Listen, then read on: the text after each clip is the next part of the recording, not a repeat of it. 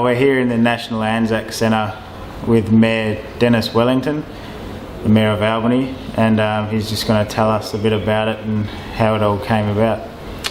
Well, basically, the federal government set up a committee some 5 or 6 years ago, looking at ways that we could commemorate the First World War.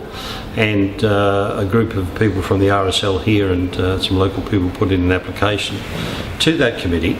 And I think there was hundreds of applications went in, but they thought the idea of commemorating the first fleet leaving, which left from here in 1st November 1914, would be a worthy adjunct to it. So we then formed a committee locally and started to expand the idea, and the idea of a National Anzac Centre was formulated out of that. The committee agreed. We went and did a presentation to the committee in Canberra. The committee then agreed and put the suggestion through to government that they should help fund it, which they did do, and the then Prime Minister Julia Gillard turned up with the Veterans Affairs Minister and gave us, I think, in the order of $7 million to start the project.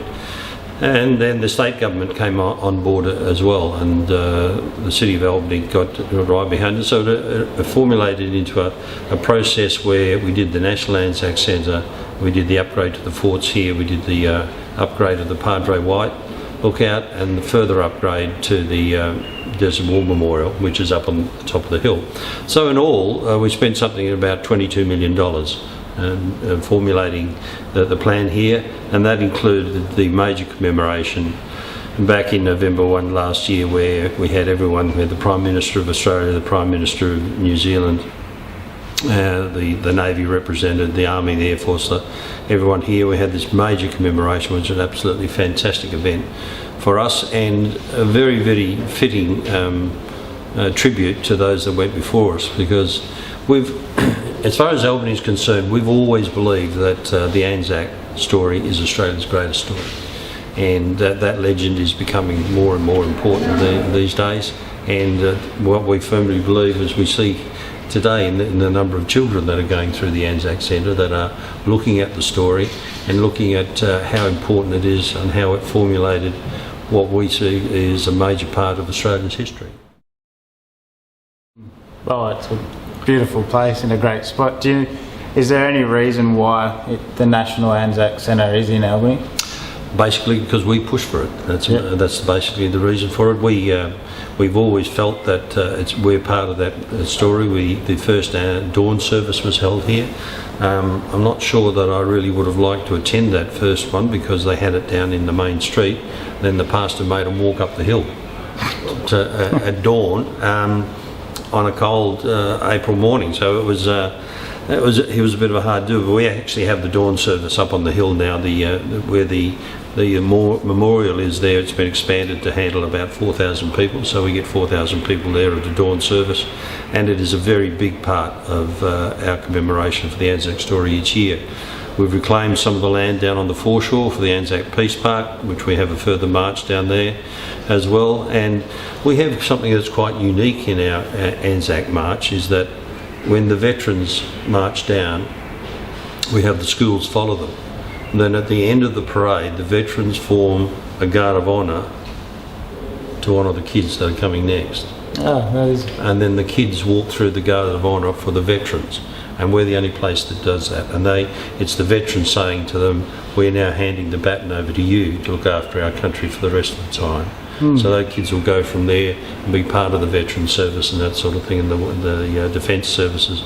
So it's all incorporating them into the whole story of Anzac. That's great.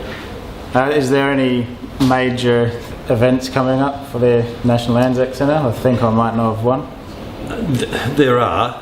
We'll run a program all the way through. We'll honour the Padre White dawn service, I think, next year, and then obviously Armistice is coming up into 2018, the 100 years of that, so there'll be a major one there as well. We also have the Prince of Wales and his wife coming down on November the 14th, and we'll have the major reception for him actually in the Anzac Centre. Yeah, that's what I had in mind. That'll be part of it as well, and then we'll go from there. We have just down the bottom here, we have every year a memorial to the US submarine forces, because in the Second World War the US submarine forces were based here, and they had a huge problem with their torpedoes. All of their torpedoes were missing.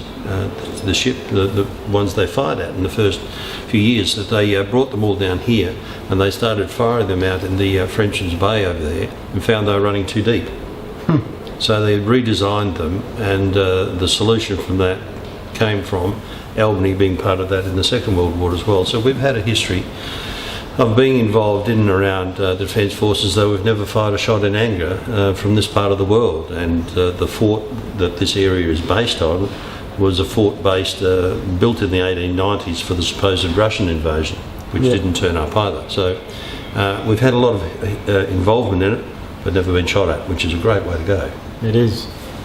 Well, there you go. There's a small little snippet of history in Albany, and I'm sure we could talk all day about it. But thank you very much, Dennis. Pleasure. Lovely. Congratulations on what you're doing, and hopefully it goes well. Trigger looks pretty fit. You're certainly not getting any fat on him or anything like that, but good luck on your journey. It's great to see that you're doing something for this, because when you know the story of the Anzac and the people that came back, 1/3 of them got killed over there, but another third died of their injuries after they got back here, and a lot of that was from suicide, of not being able to handle what they went through.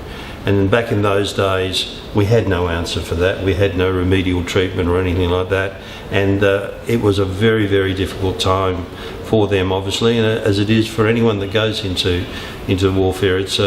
We're just a very, very fortunate country. There are people like yourselves that go to war to protect our lifestyle, so we can get up in the morning, go to work, go to school, go to whatever we do, and no one fires a shot at us. And I think that is just something that we're eternally grateful for, that people like yourselves make sure we can maintain that sort of freedom. So well done.